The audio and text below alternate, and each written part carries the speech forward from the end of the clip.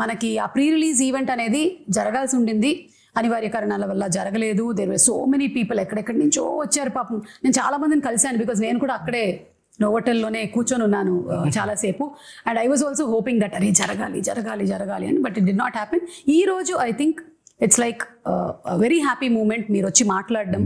But ఇంకా happiness ఇంకా కొంచెం హ్యాపీనెస్ లో కొంచెం ఉంది, ఆ కొత్త ఇంకా ఉంది. అవును. బట్ నేను అందుకే ఆ రోజు ఐ రిలీజ్ ద వీడియో. నాకు అభిమానులకి నన్ను చూడడం కంటే నాకు వాళ్ళని చూడడం చాలా చాలా ఇంపార్టెంట్ నాకు. ఎందుకంటే నేను really wanted to share a lot journey of Devara. మామూలుగా ఎక్కడోకక్కడ నేను అటెండ్ అయిన కొన్ని ఈవెంట్స్కి వెళ్ళి కలవడమే తప్ప నా చిత్రం ఈవెంట్కి కలవకపోవడం ఒక పెద్ద ఇది. దాని తర్వాత ఈ దేవి నవరాత్రులు అవ్వడం, we want to actually do a big success meet. నేను చాలా అడ్మెంట్గా ఉన్నాను ఆ విషయంలో. నాకేం చేస్తారో తెలియదు, మన అభిమానులతో we'll have to celebrate this at any cost. నాకు వెలితిగా ఉండిపోతుంది అసలు. ఇదేం లాజిక్, చండాలంగా ఉంది. నేను కలవాల్సిందే, వాళ్ళతో పెద్ద సక్సెస్ పార్టీ చేసుకోవాల్సిందే, సక్సెస్ మీట్ పెట్టాల్సిందే. అంటే దేవి నవరాత్రులు ఉండడం వల్ల 2 స్టేట్స్ లో అవుట్డోర్ ఈవెంట్స్ కి పర్మిషన్స్ ఇవ్వడం కష్టమైంది. అండ్ ఇండోర్ లో పెట్టడం ఆల్రెడీ పెడితే ఏమవుతుందో చూసాము. So we don't want to take that. Outdoor events కూడా చూసామండి మేము, అప్పటి నుంచి ఉన్నాం కదా. మేము నిమ్మకూరు ఎక్స్పీరియన్స్ ఒకటి ఉంది మాకు. కానీ బట్ నేను తర్వాత ఎప్పుడైనా సందర్భం వచ్చినట్టు మాట్లాడతాను. కానీ బట్ వెన్ దేవరా రిలీజ్డ్ అంటే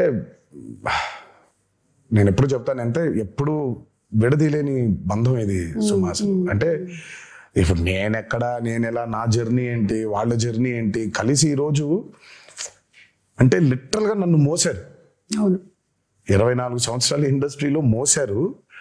అండ్ దేవరకి అసలు ఇంకా అంత ఇంత కాదు, వాళ్ళు మోసినంత దీన్ని ఇంకా బహుశా ఇంకా it can never be repaid back. Thank you so much. ముందుగా అభిమాన సోదరులందరికీ మీతో డైరెక్ట్గా ఈ మాట చెప్పలేకపోతున్నాను, బట్ మీరు ఈ దేవరికి కురిపించిన ప్రేమ కానివ్వండి, నా మీద కురిపించిన ప్రేమ కానివ్వండి, ఇది ఎప్పుడు కూడా మరి ఈ జన్మలో అయితే రుణం తీర్చుకోలేనేమో.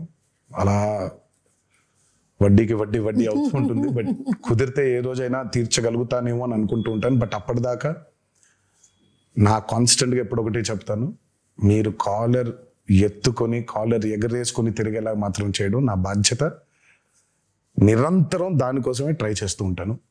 ఈ మూవీని భారీ విజయం చేసినందుకు, మా కొత్త ఊపిరి పోసినందుకు మీకు ఆజన్మంతో రుణపడిపోయి మీకు ధన్యవాదాలు తెలియజేసుకుంటున్నాను. Thank you.